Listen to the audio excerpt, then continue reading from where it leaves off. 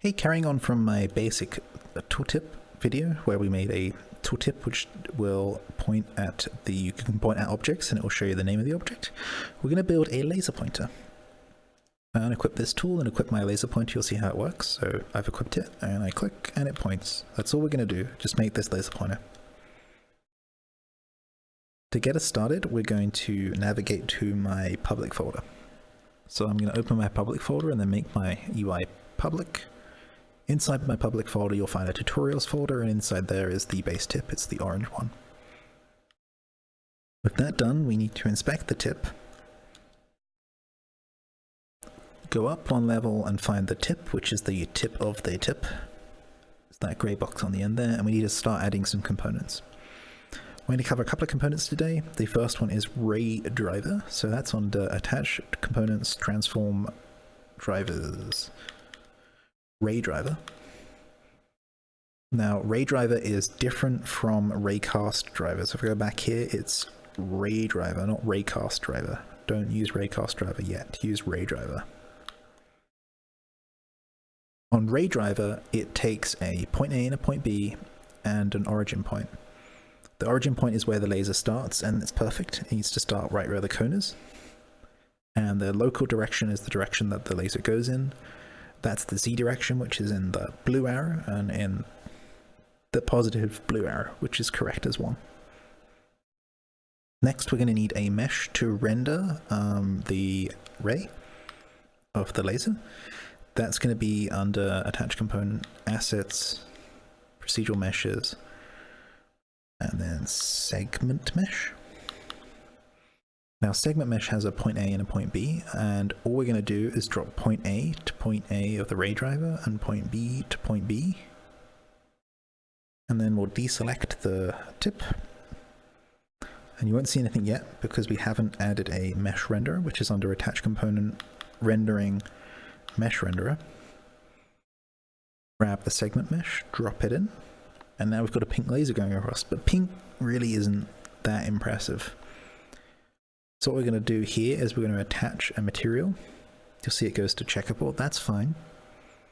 We're actually going to create a new material for this. So we're going to go to Create New Materials, PBS Metallic. Feel free to choose your own if you want to experiment. And I'm going to set the emission color here to red. And then I'm going to set it to transparent. And I'm going to drop the alpha here and also the alpha on the emission. Like I need to be actually on alpha here. I always forget which. There we go. So now we've got this kind of see-through laser. I'm going to up the emission just a little bit. There we go. And now it's shining bright. And we can drop this material into the mesh renders material slot. Now we've got the red laser. I'm also going to take this material, go to the visual tab here and drop that into the mesh renderer of the visual of the tip. So you'll see it's now also this red color. Because we've done that, we don't need the Fresnel material again, so we can delete that one out. And we'll deselect everything again, and now you can see red tip with the red laser. The one remaining thing to do is to map it so that when you click, the laser turns on, and when you let go, it turns off. If you remember from our value copy tutorial, we can copy the values between components using value copy bool. I'm going to do that here. The base tip has a raw data tooltip on already with a primary field here. When I push the trigger, the primary field will activate. So if we go down here, we do Attach Component, Transform Drivers, Value Copy T bool. Then what we need to do is basically just turn off the tip when the trigger is not pushed. So we'll negate that and we'll say turn it on when the trigger is pushed. And the way that we do that is, you see how this is active right now? We'll turn it off. You'll see that the ray goes away. But we will grab the active property and we'll put it in the target of the value copy. And then we'll grab the primary value and we'll put that in the source. And that's it. We equip this now and we move some windows out of the way. Actually, we'll just rotate this way a little bit. You'll see here at the top, let's go up just a little bit, that the primary box is unchecked and the ray is vanished. It's not there. If I click, the ray is there, and that's because the primary value here is set, which turns on the active property of the tip. So when I let go, it turns off. So I'm inspecting it now, so I'm going to have to deselect everything here. There you go.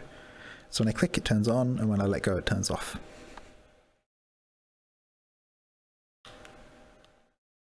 We're done. This makes for a super cool tip. It can point at things. It can also shine into the sky in big maps and let people know where you are. Feel free to customize the colors and try out some other stuff. As a pointer for something to try, the radius field here of the segment mesh controls how wide the laser is. So if I change this up to 0.1, unselect everything, equip it again, you'll see big fat laser. You could also try driving some of these properties, including the material with logics, like maybe a rainbow laser or a bright laser, or a laser gets bigger the longer you hold it down. Try it out, let me know what you think. Bye-bye.